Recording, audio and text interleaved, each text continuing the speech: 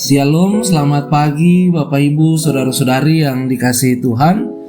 Hari ini Selasa 20 Februari 2024. Saya Pendeta Arthur Patinama mengajak kita semua untuk mengikuti renungan harian yang dikeluarkan oleh Sinode Gereja Kristen Oikumene di Indonesia GKO dengan tema Dilahirkan Kembali. Diambil dari bacaan Yohanes 3 ayat 3-7. Mari kita berdoa. Kami bersyukur kepadamu ya Tuhan yang sudah memelihara hidup kami di sepanjang malam dan kembali menganugerahkan hari baru bagi kami. Mengawali hari ini kami mau mendengarkan firman Tuhan yang kami percaya akan menjadi pedoman dalam hidup kami di sepanjang hari ini. Maka tuntunlah kami dengan kuasa Roh Kudus agar kami dapat mengerti dan memahami apa kehendak Tuhan bagi kami. Berfirmanlah kepada kami ya Tuhan, kami sedia mendengarkan sabda-Mu. Amin. Yohanes 3 ayat 3-7 demikian bunyinya. Yesus menjawab katanya, Aku berkata kepadamu sesungguhnya jika seorang tidak dilahirkan kembali, ia tidak dapat melihat kerajaan Allah. Kata Nikodemus kepadanya, Bagaimanakah mungkin seorang dilahirkan kalau ia sudah tua? Dapatkah ia masuk kembali ke dalam rahim ibunya dan dilahirkan lagi?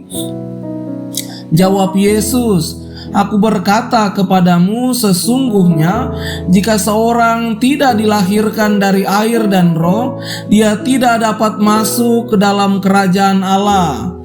Apa yang dilahirkan dari daging adalah daging, dan apa yang dilahirkan dari roh adalah roh.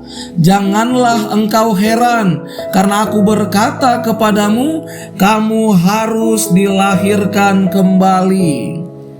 Melalui ayat firman Tuhan tersebut, kita dapat menggali beberapa pertanyaan. Pertama, bagaimanakah pemahaman Yesus tentang kerajaan Allah?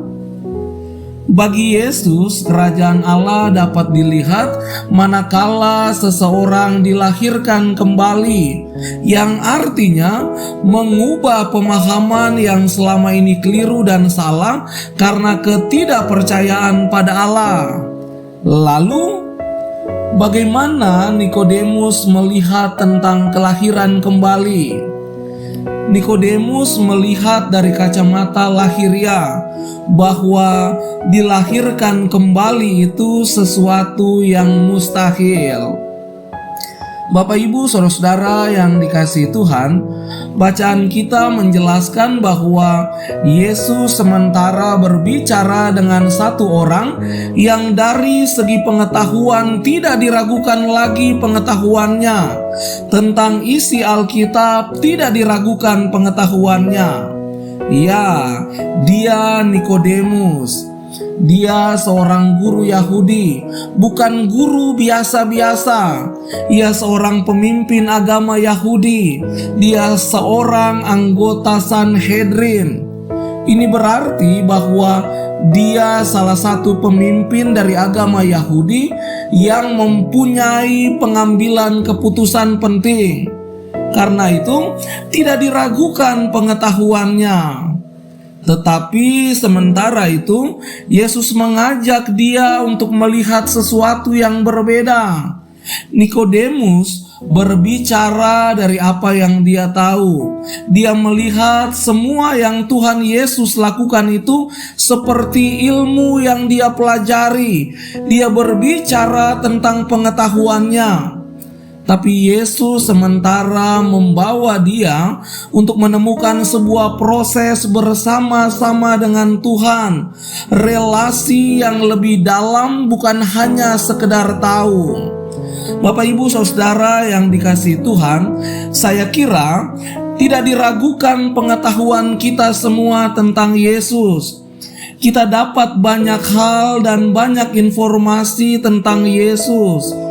Apalagi sekarang ketika internet dan banyaknya informasi yang mudah kita dapatkan. Semua orang bisa tahu tentang Yesus, tapi apakah yang kita tahu kemudian kita yakini? Belum tentu, saudara. Yesus berhadapan dengan Nikodemus. Sekali lagi, pengetahuannya tentang kitab suci bukan kacang-kacang. Dia sungguh luar biasa.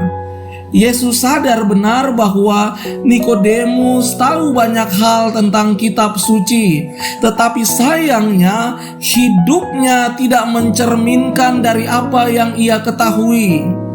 Banyak orang Kristen yang suaranya bagus, menyanyinya bagus, khotbahnya bagus, pengetahuan Alkitabnya juga bagus, tetapi hidupnya tidak menjadi berkat. Hidupnya cenderung menjadi beban dan menjadi batu sandungan. Karena itu, saudara yang dikasihi Tuhan, ternyata pemahaman dan pengetahuan yang bagus seseorang tentang Tuhan tidak serta-merta membuat seseorang berperilaku yang bagus. Berdasarkan itulah Tuhan bilang, engkau harus dilahirkan kembali. Karena itu saat ini saya mengajak kita semua untuk datang dan mari kita percayakan hidup kita kepada Yesus. Sebab hanya pada Dia ada keselamatan, hanya pada Dia ada kelahiran kembali, hanya pada Dia ada hidup baru, hanya pada Dia ada kehidupan yang kekal. Amin. Mari kita berdoa. Tuhan Yesus, terima kasih untuk kebenaran sabda-Mu di pagi ini. Kiranya Roh Kudus memampukan kami untuk menjadi pelaku firman-Mu yang baik, sehingga lewat kehadiran kami setiap orang dapat menemukan cinta dan Tuhan di dalam hidupnya. Dalam nama Tuhan Yesus, Sang Nafas Hidup, kami menyerahkan seluruh kehidupan kami di sepanjang hari ini. Amin. Selamat pagi, selamat menjalankan aktivitas. Salam satu hati dari kami GKO Keroncong Permai. Shalom.